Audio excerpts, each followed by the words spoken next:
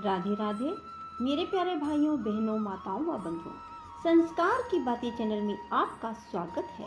बंधुओं, आज मैं आपको बछवारस की कहानी सुनाने जा रही हूँ। बंधुओं, बछवारस अर्थात गो वत्स द्वादशी की कहानी। बंधुओं, बछवारस भाद्रपद महीने के कृष्ण पक्ष की द्वादशी तिथि को मनाई जाती है।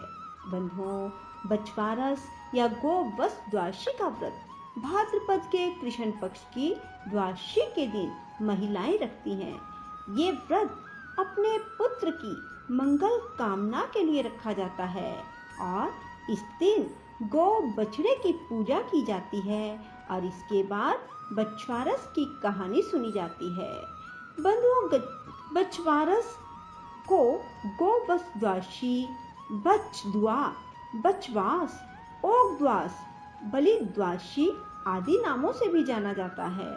बंधुओं, कथा को पूरी सुनना और सुनने के बाद कमेंट बॉक्स में बछवारस माता की जय लिखना ना भूलना।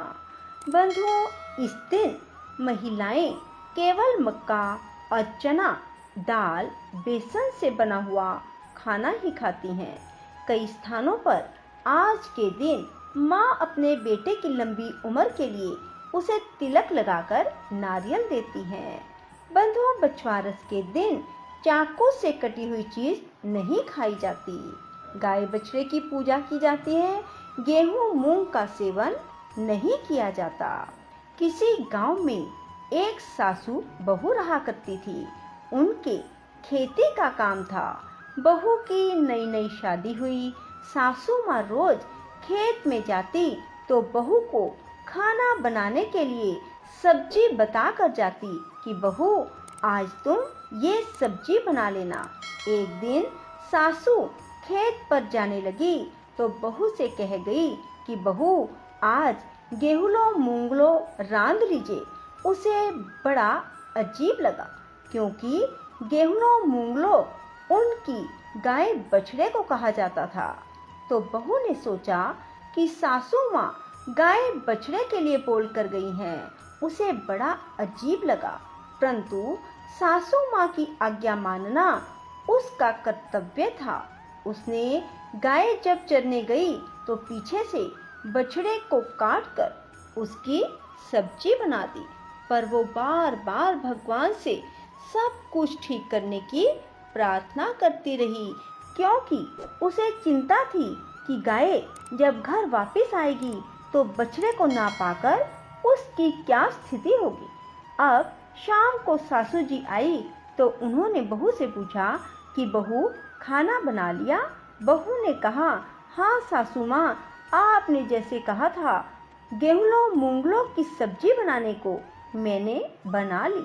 सासू माँ गाय के बाड़े में बछड़े को चारा डालने गई तो वहाँ बछड़ा ना देखकर सासू माँ तुरंत बहू के पास गई और उन्होंने बहू से पूछा कि बछड़ा कहाँ है। तो उसने कहा, आपने ही तो कहा था कि गेहुलों मूंगलों की सब्जी बना लीजिए, तो मैंने बछड़े की सब्जी बना ली। ऐसा सुनकर सास को बहुत क्रोध आया और बहू को बोली, तूने ये क्या किया। तब बहू कहने लगी, माँ जी, आपने ही तो कहा था कि गेहुलों मूंगलों की सब्जी कर लियो, तो मैंने बछड़े की सब्जी बना दी। सास बहू से बोली, रे तूने क्या किया।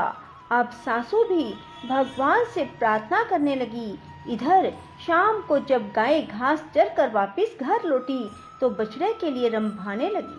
तो इधर घबरा कर आंखों में आंसू भरकर सासू माँ भगवान से प्रार्थना करने लगी, हे भगवान, मैंने सच्चे मन से यदि बछवारस का व्रत किया हो तो गेहुलों मूंगलों को जीवित कर दो।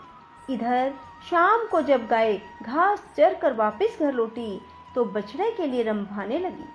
सासू माँ की प्रार्थना सुनकर भगवान को भी दया आ गई।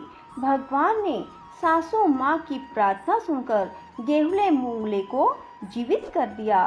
वह हांडी फोड़कर बाहर आया और दौड़ता हुआ अपनी माँ के पास पहुँच गया। गाय जो बहुत देर से रंभा रही थी उसने रंभाना बंद कर दिया और खुशी से अपने बच्चे को चाटने लगी।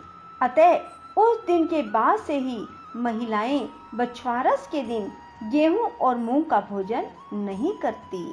हे भगवान, जैसे उस सासू माँ को बाद में टूटी, सब पर टूटियो, कथा अधूरी हो तो पूरी कीजो। हे बछवारस माता, जैसे सांस का सत रखा, वैसे सबका रखना। बोलो बछवारस माता की जय हो। राधे राधे, जय श्री कृष्णा।